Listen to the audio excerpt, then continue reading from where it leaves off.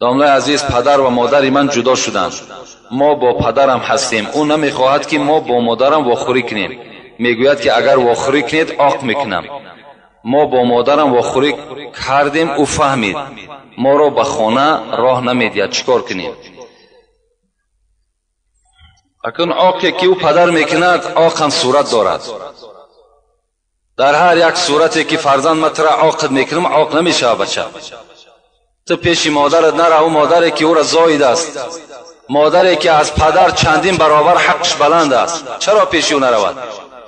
رسول اکرم وقتی نزدش آمدن گفتن با کی خدمت کنیم؟ رسول الله چی گفتن؟ امک ثم امک ثم اباک. دورو وردگیم برای ویس گرفتن فربه شدن. نفرانی که خراب هستند، لاغر هستند، از حساب خرابیشان مقصد یا اینکه اشتیا ندارند، میخواین که اشتیاتون زیاد شود، از 8 تا 10-12 کیلوگرم ویس میته، گارانتیش قطعی استحصال اندونزیایی، کچستوش خوبه. اگر همه چیز شما در لازم باشه در نمره اکران دیده زنگ بزنین. ثم اباک. چرا 3 بار پیغمبر خدا نامی مادر بعد پدر؟ چرا پیش مادر نرود؟ فرزندش است، حق دارد که پیش فرزند میرود، پیش مادرش میرود، رفته زیارت میکند. اگرچه عاق چم که کنی عاق نمیشود. عاق تو برای آن که فرزندت نماز نخواند، عاقش که مثال در راه خدا نباشد. این چی است که هر یک کاری ده که اسلام با او جانبدار باشد و تو زیدی او ببرای با عاق کنی، این عاق تو عاق ندارد، چی معنی هم ندارد.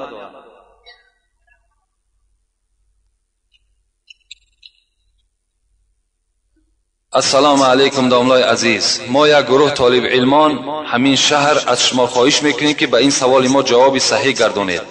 بعضی آدم های یافت شدن که مولود نبی را بدعت می حسابند. شما چی میگویید؟ سوال دوم، بعد قرائت یگان آیتی از قرآن صدق الله العظیم گفته می شود، این را هم بدعت میگویم. به این چی میگویید؟ صدق الله العظیم گفتن چی جای بدعت ہے؟ بعد آیت خواندن همون انسانی که بدعت میگوید خود همین صدق الله العظیم میدوند که چی معنی دارد.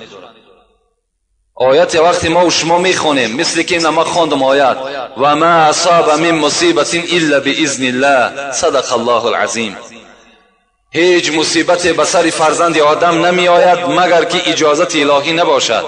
صدق الله العظیم، راست گفت از خدای بزرگ. چی جای بدعت است؟ این جای بدعتی ندارد، راست گفت است. یا صدق رسول الله صلی الله علیه و سلم میگویم، یا حدیث گفتیم راست گفت از پیغمبر خدا. این جای بدعت ندارد. لیکن در مسئله مولود بدعت بدنش اگرچه در زمان پیغمبر خدا نبودند، در زمان اصحابم که نبود، لیکن امروز برای ما بی‌نهایت ضرور است. اگر خالی از منکرات باشد، خالی از بزم بازی و خالی از آن حرام کرده های خدا باشد مولود، این با که ندارد. آخه رسول اکرم وقتی سئل رسول الله صلی الله علیه و سلم وقتی از پیغمبر خدا چی پرسیدند؟ مل ایمان، ایمان چیست؟ رسول الله چی گفتند؟ تطعم الطعام. گفتن پیغمبر خدا که دادن طعام است. ای الاسلام خیر، کدام اسلام بهترین است؟ باز رسول الله چی گفتن؟ اطعام الطعام، باز دادن طعام است. پیغمبر خدا ایمان و اسلام به دادن طعام هم چی کردن؟ حواله کردن. حالا که مولود نبی دادن طعام است و شنیدن امر معروف و نهی از منکر است. چی جای مثال دیگر نامشروعی دارد؟ با که ندارد، بلکه فضل است.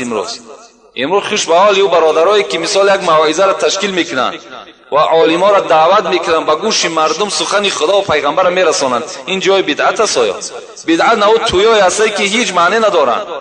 انا بدعت است.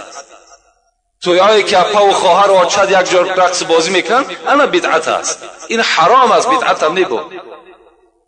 مولود چی جای بدعتی دارد؟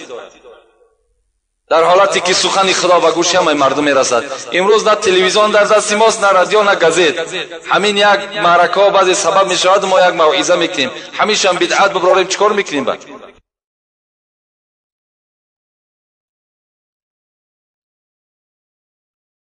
السلام علیکم داملای عزیز. با ما فهمونید که آدمایی هستند که 5 وقت نماز را با جماعت میخوانند لیکن پیوه می نوشند. اسلام اینها را چه حکم میکند؟ ما درباره اینها گپ زده بودیم. کسانی که عرق می نوشند، شخصانی که مثال پیوه می نوشند، چیزی که نباشد مسکننده باشد، اینا حرام هستند. خداوند در قرآن میگوید انما الخمر والمیسر والانصاب والازلام رجس من عمل شیطان فاجتنبوه لعلکم تفلحون. خدای شما بر شما میگوید بدرستی این که عرق، قماربازی، فالبینی، بت پرستی پیش هیکل رفتن، اینا رجسم، اینا پلید هستند، من عمل شیطان، عملهای شیطانی هستند. فاجتنبوه لعلکم تفلحون. اگر شما از این چیزها دوری بجویید از خدای خود نجات میابید. و عبادت هایی که شما در عبادت هم میکنین باز در برابرش حرام خوری میکنین. حدیثی از پیغمبر خدا یادم آمد که رسول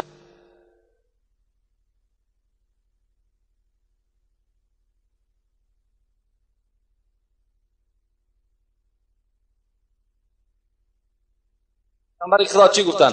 اگر شما چنان نماز بخوانید حتی از خواندن نماز میانهای شما خم شود، چنان روزه بگیرین که حتی از روزه بسیار گرفتن شما مثل زیواری باریک شین، تاری زیواری باریک شین، خداوند از شما این نماز و این روزه را قبول نمیکند تا وقتی که شما پرهیز نداشته باشین. تا وقتی شما پرهیزکار از حرام کردهای خدا نداشته باشین این نمازهای شما در نزد خدا قبول نمیشه. نماز میخواند زنا میکند، نماز میخواند عرق مینوشد، نماز میخواند موسیقی مینوازد، نماز میخواند رقص بازی میکند. این چگونه نماز است آخه؟ نمازی که تو از این کارها که من نکرد این در نزد خدا نمازی تو نماز نمیشه. نماز همون نمازی هست که تو از تمام جمعی کارهای بد راه میگیرد، منت میکند.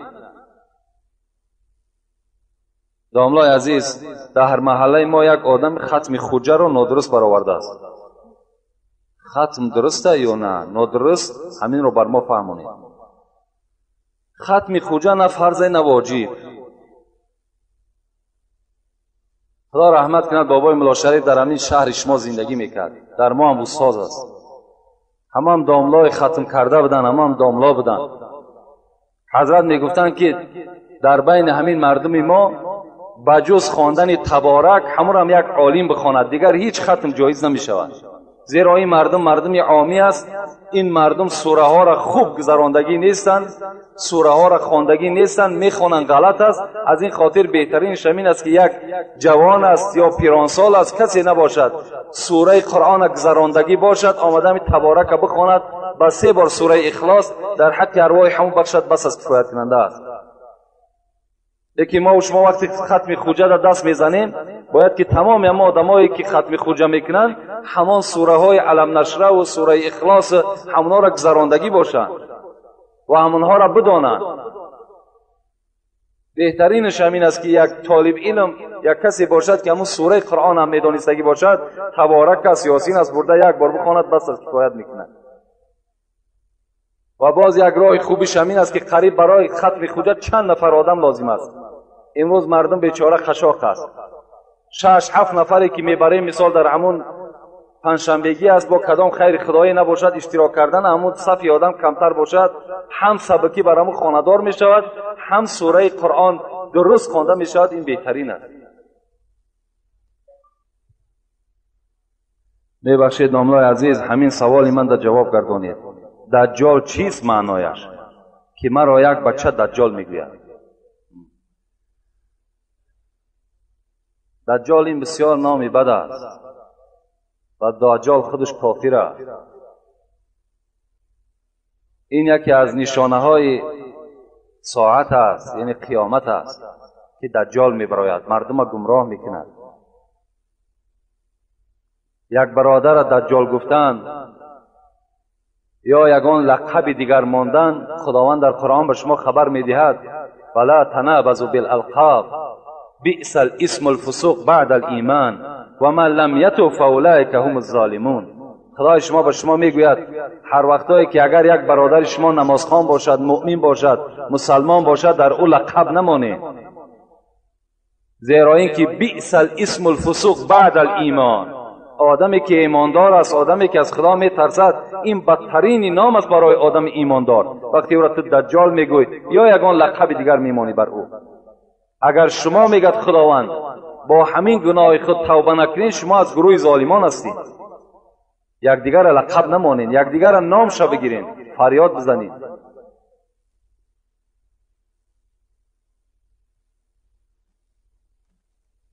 السلام علیکم. داملای محترم، ناخون دست و پای و موی سر را در تگ پای پرتافتن ممکن یا نه؟ بعضی آدمان نافهم میگویند که درست است. همین را میفهمونید. التماس داملای عزیز. البته این چیزایی هستند که از وجود آدم هر چیزی که جدا می شود، اینا را ما و شما زیر خاک کردنش سنت است. در زیر خاک بمانیم، از اوی که در قد راه می پرتاییم، خواه ناخون است، خواه مثال موی سر است، خواه موی کدام جانبی که نباشد، اگر اینا را زیر خاک اگر ما و شما دفن کنیم، این بهتر است از این که ما و شما در قد راه می پرتاییم.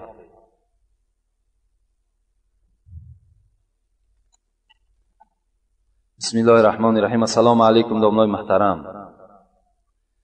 ما در محلمان مسجدی داریم که 5 وقت نماز را در آنجا میگذاریم. همه امان بچه های جوان هستیم، اما کلانسالهان یگان تعشون به مسجد نمی آیند. آنها میگویند که مولای شما کودکی بسیار را در مسجد جمع کرده است، گفته از ما جوانان نفرت میکند. از شما داملای محترم خواهش داریم که نسبت این مسئله روشنی اندازید و حقیقتش را بر ما گویید که آنها حقا یا ما. باز یک مولای کلانسال در گذرمان هست که تماما به مسجد و نماز جماعت نمی آید، ولی در توی معرکه ها برآمده حافظی میکند. از شما خواهش داریم که نسبت این کردار این مولایمان به ما حقیقتش را فهمونید.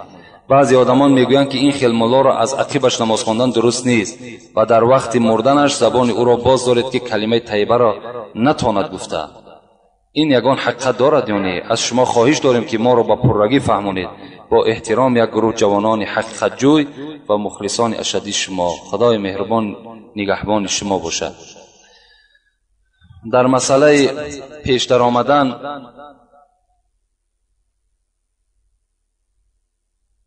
گفته بودیم که رسول اکرم گفته بودند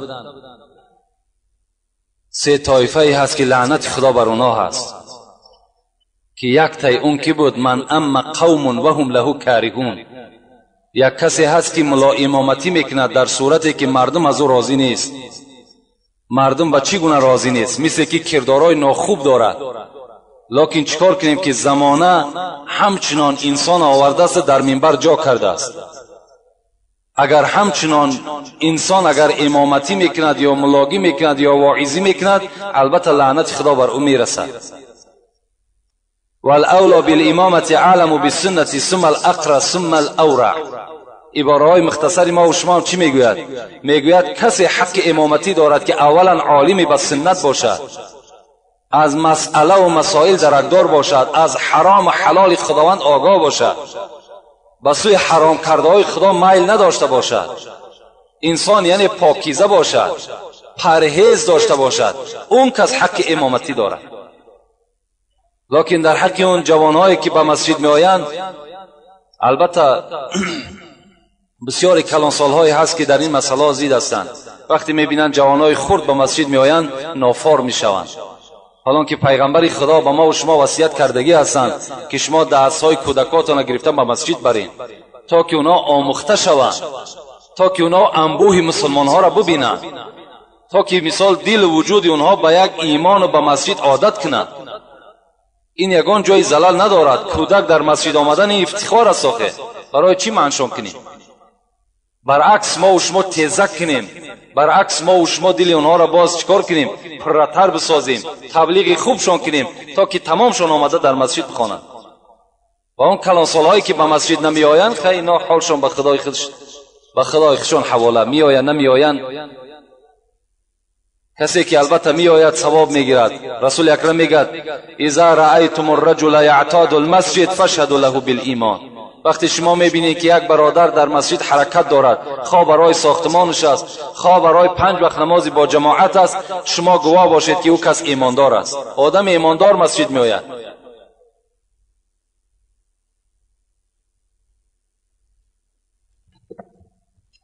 السلام علیکم داملای عزیز و مهربان، من از شما خواهش میکنم که به سوال من پرره جواب گردونید. من زن هستم. مرا پیرم یک هفته سبق داد و او را پدرش دیگر اجازت نداد. من خودم خواندم و حاضر کتاب قرآن را میخوانم. آیا این روا است یا نه؟ من خواندن را دوام بدهم. البته خواهر عزیز، خواندن دوام دادن در کار است. هیچ وقت از خواندن طلب علم در گردن مرد و زن فرض است. خواه پیر است خواه جوان است، در گردن همه ما و شما طلب کردن علم فرض است. باید که ما و شما البته به البته علم طلب کنیم. یعنی یک مقدار خوانده باشیم و پس از پیش خود دوام دادن بگیریم، این ناجایز می شود. همه حرف قرآن، همه آیات قرآن باید که از پیش استاد بگذرانیم. باید که طبق تجوید قرآن بگذرانیم. بعد ما و شما حق داریم که قرآن در هر جا که باشد خواندن بگیریم. هیچ وقت از تعلیم علم باز نیستیم. سراغ کنیم در کجایی که اگر یک شخص تعلیم دادگی است البته رفته درس بگیریم. السلام علیکم داملای عزیز، آیا شراب را نوشیده به مسجد آمدن جایز است؟ آدمی شراب نوش ایمان ندارد. آخه ما با شما گفته بودیم آدمی که شراب گفته مقصد همین عرق است. شراب گفته تمام همین نوشاکیار هم شراب میگن، لیکن مقصد ما همین عرقی که می نوشن که خداوند و جمعیت ما و شما از او بیزار است.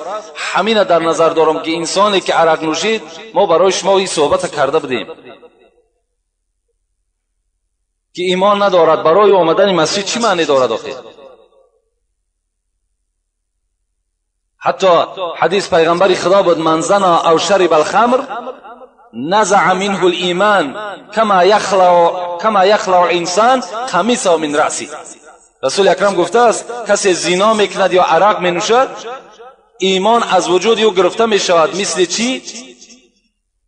مثل که انسان لباس خودش از بدنش بدر میکند بیره میگذارد، مثل همه ایمان از وجودش دور کردگی است.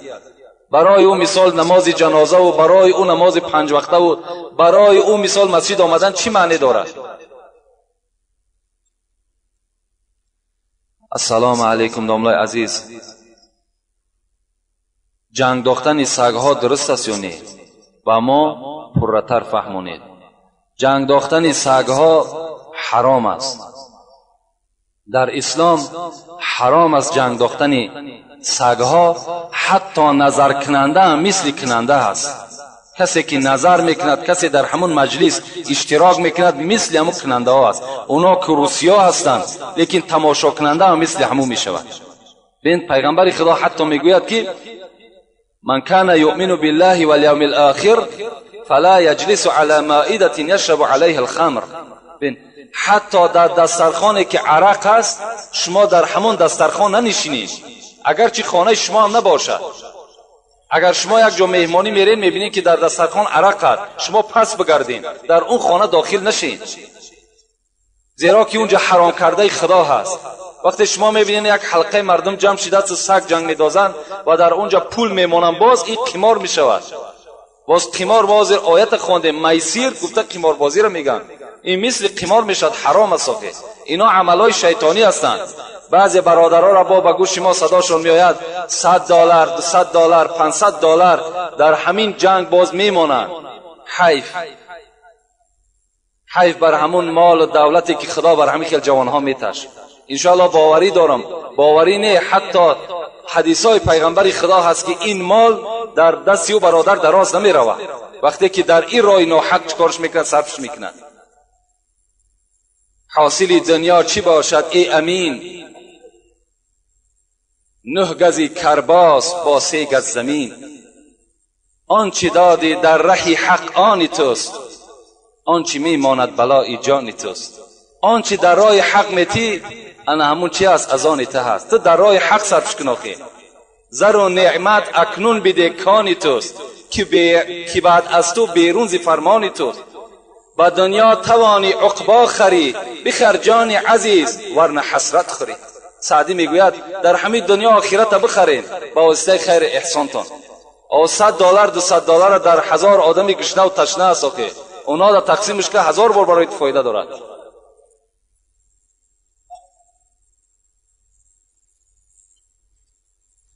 استاد عزیز درود و رحمت بی پایان بر شما. من مخلص دائمی این مسجد شما علل خصوص از شما هستم. من از شما بسیار چیزها را از جمعه و مولدها آموختم. استاد من هستید. شما مولای ما نیست، مولای خوب است، لیکن با مردم معامله خوب ندارد، خاکساری ندارد. آیا در این موضوع چی میگویید؟ این برادر سوال کرده است که یک داملای دارند، لیکن داملاشون خاکسار نیست. داملاشون ممکن که یگان آدمی کمتر بلند هوا باشد. گفتن آیا در این مسئله چی از خداوند، از قرآن، از احادیث های پیغمبر چی میگوید؟ پیغمبر خدا میگوید که یقول الله، خداوند چی میگوید؟ الکبریاء ردائی والعظمت ازاری. همین کبر کردن، بلند هوایی کردن، خداوند میگوید حق من است، بزرگی باشد ایزار من است. فمن نازعنی واحدا منهما، اگر کسی در یک بگیم تکبری و بلند هوایی و اگر در یکی از این صفاتهای من خداوند گفته است اگر چنگ میزند، چیکارش میکنم؟ القیته فی النار ولا ابالی. او کس ما سرنگون در آتش دوزخ میپرتم، باکی ندارم. برای کسی که در دنیا سربلندی میکند، تکبری میکند، مردم نمیشمارد، یعنی خاکساری نمیکند، اینا پسند خداوند، پسند پیغمبر خدا نیستند. انسان باید که البته خاکسار باشد، هرچی علم هم باشد، هرچی دولت هم باشد، هرچی باشد نباشد، باید که انسان چیکار کرده باشد؟ مثل سعدی میگوید ز خاک آفریدت خداوند پاک، پس ای بنده افتادگی کن چه خاک. تو را ای بنده خدا از خاک آفریده آخه، پس ای بنده افتادگی کن چه خاک. حریص و جهانسوز و سرکش مباش، حریص و جهانسوز و سرکش مباش. ز خاک آفریده چو آتش مباش. تو حریص و جهانسوز و سربلندی نکن، مثل که از خاک آفریدت مثل آتش نباش. آتش علنگه دارد. چنان سرفرازی نمود این کمی، از آن دیو کردن از این آدمی. اگر وقتی آتش خدا خلق کرد، وقتی دید که بسیار بلند هوایی هست، از او شیطان خدا خلق کرده. وقتی خاک دید که بسیار یک چیزی پست است، از این فرزند آدم خلق کرد. باید انسان البته خاکسار باشد، در هر حالت نباشیم، چی وظیفه داشته باشیم، چی منصب داشته باشیم، چی صورتی خوب داشته باشیم، چی خانه زیبا داشته باشیم، فراموش نکنیم که ما و شما انسان هستیم.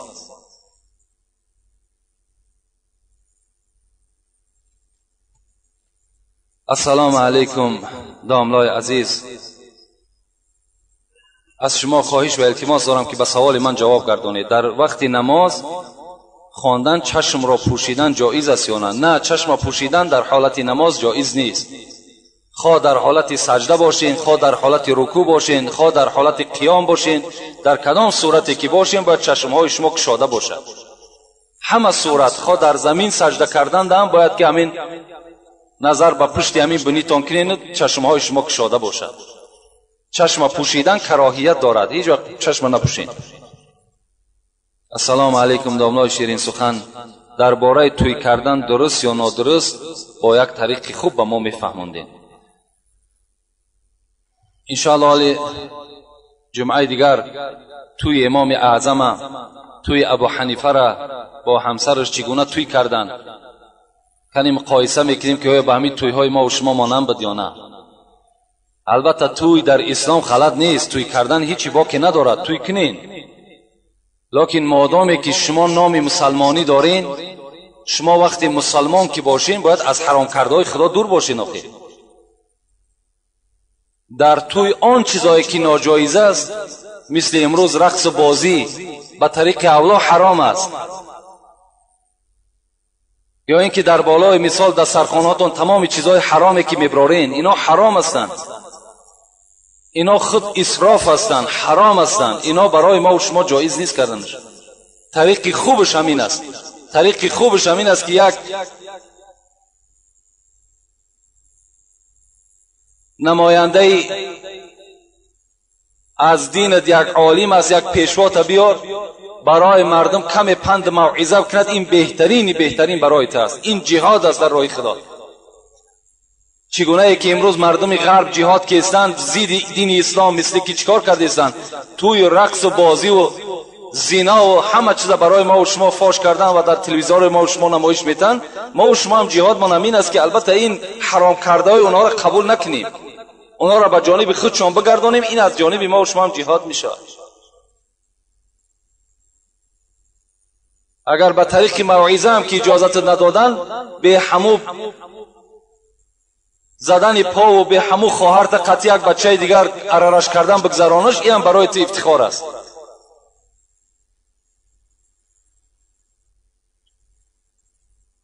السلام علیکم دوستان عزیز. برای 740 سری سال به ما میفهموندید. 740 سری سال اینا در یگان حدیث پیغمبر خدا آمدگی نیستند. اگرچه از اولادای پیغمبر خدا بسیاری ذاتها گذشتند، شهید شدند، لیکن در یگان حدیث نیامده است که اونها رفتن در اونجا 7 کرده باشند، 40 کرده باشند، یا سال کرده باشند، یا 6 ماه کرده باشند. اینا از اسلام نیستند. فقط اسلام ما و شما به خیر احسان ما و شما را دعوت میکند. همین هم شرایط داشته باشید. کدام روزی که دستی ما و شما میرسد برای روح ارواح ما و شما، همون روز رخصت است. جدا نکنین. حتی صاحب خلاصه، کتاب خلاصه کتاب مذهبی است. کتاب خلاصه کتاب مذهبی است. پیرو ابو حنیفه است. صاحب ابو حنیفه در مذهب دارد. همون صاحب خلاصه هم چی میگه؟ کسی که اگر معرکه میکند به نام چیل، به نام 7، به نام سال، همون معرکش مکروه است، نام نگذارد. میگد فقط بگد در راه خدا هست، برای روحانیت است، فقط با دستش برسد. او روز در مسجد که داملا خانراد همه علما جمع شده بودن، طبق همین فاتحه گپ زده بودن. همین فاتحه‌ای که امروز ما و شما میکنیم، آخه همین فاتحه در کدام آیت حدیث ما و شما است؟ اگر مسلمان باشیم، آخه از فاتحه از توی دوازبین شده است. از فاتحه یک توی دویم شدگی است در ما و شما. اینا تماما برای ما و شما جایز نیست. بعد ما و شما یک مطل داریم، بعد این مرده های ما و شما بعد میان ما و شما را میکنه گفته و با دیگر جای ما و شما را میدرانه گفته، ما و شما هر خیل مطلا میکنیم. نه، به عقلی ما و شما خیل. شما یک پیشوا را گوش نکنید، شما به قرآن به حدیث گوش ناندازین، البته میان شما کنده میشود. این خراجات های بی معنی شما را البته قشاق کردگی است. در فاتحه هم حاضر بزم و موزیکا و رقص بازی است. در فاتحه هم 7 زل خراب میکنن. این در کجا است؟ اینا را بتونین قدرت داشته باشین، مردک باشین، پیش رم زن تا بگیر تمام کار بسته میشود. نمان همون زن تا نمان که فاتحه کنه، تمام میشود کار درست. اگر غیرت داشته باشی، نیکی نداشته باشی، مرحمت میانت میکند، پاد میشکند، تو میدانی اونمو زنت. السلام علیکم. دخترها از سن 7 سالگی به مکتب سری لوچ میروند، گناه است؟ السلام علیکم داملای عزیز. تاقی یا سرپوش در نماز مسئله مهم است یا نه؟ البته دخترها به مکتب رفتن سری لوچ گناه است. خداوند بر شما ندا میکند به سوی پیغمبرش: یا ایها النبی قل لازواجک و بناتک و نساء المؤمنین یدنین علیهن من جلابیبهن ذلک ادنی ان یعرفن فلا یؤذین و کان الله غفور رحیم. ای محمد، اول زنهای خطا و دخترهای خطا، بعدا به تمام زنهای امتت برسان که بالای سرشان چیز پرتایند. یعنی مقصد از روی مال است که سرهای خودشان پوشانند، لوچ نکنند، تا که دانسته شوند که این زنها زنهای آزاد هستند. بین امروز اگر زنی که سطر داشته باشد، زنی که سرش پوشیده باشد، همون بچهای افلاس نمیتونند که به سوی اونها یگان سخن پرتایند. هر بچه‌ای که گپ میتد، همون زن همون دختری را گپ میتد که یعنی روی مال ندارد، پیشی برای کشاده دارد. البته گناه است. فکر میکنم که هیچگاه البته همون معلم هایی که در مکتب هم هستند مجبور نمیکنن همون دخترهای ما و شما را که سرشون لوچ کنن، زیرا اونا هم دعوا دارن که مسلمان هستیم. حتی که اگر شما گوش کرده باشین در تتارستان، در قزان تمام مردمش به سوی همان سردار همان پرزیدنتش مراجعت کردند که ما در پاسپورت صورت سر ایلیچ قطعی صورت نمیگیریم. مردم همون پرزیدنت همون قزان چیکار کرد؟ همین دادی مردمش در رسید قبول کرد، همین قانون به جا گذارانید که در پاسپورت با سر ایلیچ صورت نگیرن. ما هم حق داریم که مرحمت دعوا کنیم یا که مثال یک پیشنهاد کنیم، کدام مرد است زن است کدامید که مثال میتونید پیشنهاد کنید. اگر همین انشاءالله باوری دارم که میگذره، هیچ کس ما و شما را برای آن چیزی که اسلام ما و شما طلب میکند نمیکشد. آخر